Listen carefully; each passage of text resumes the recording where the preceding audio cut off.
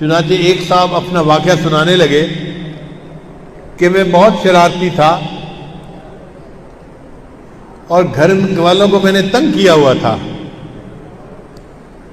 ایک دن کیا ہوا کہ گھر میں مہمان آئے ہوئے تھے، تو میری والدہ نے دال بنائی مہمانوں کے لیے، اور میں نے ایک مٹھی ریت کی بھری اور آ کر ہنڈیا میں ڈال دی۔ اب جب مہمان کھانا کھانے لگے تو دال کے اندر ریت تھی، تو کھانا تو نہیں کھایا جاتا نا، تو مہمانوں کو بھی پریشانی ہوئی اور گھر والوں کو بھی پریشانی ہوئی۔ اب جب گھر والوں کو پریشانی ہوئی تو میرے والد تو غصے میں کہ جس نے یہ کیا ہے میں اس کی پٹائی کرتا ہوں۔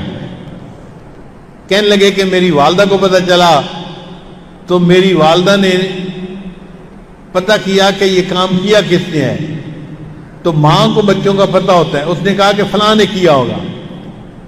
مجھے پکڑ کے لایا گیا اور مجھے پوچھا گیا کہ کیا تم نے یہ حرکت کی، سالن کے اندر تم نے ریت ڈالی؟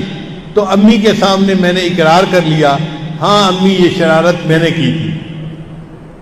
کہنے لگے کہ یہ شرارت کا جب میں نے اقرار کیا تو غصے میں میری ماں نے مجھے کہا، اچھا تو نے مہمانوں کو تکلیف پہنچائی اور سالن کے اندر تو نے ریت ڈالی، اللہ تعالیٰ تجھے حرم کا امام بنا دے۔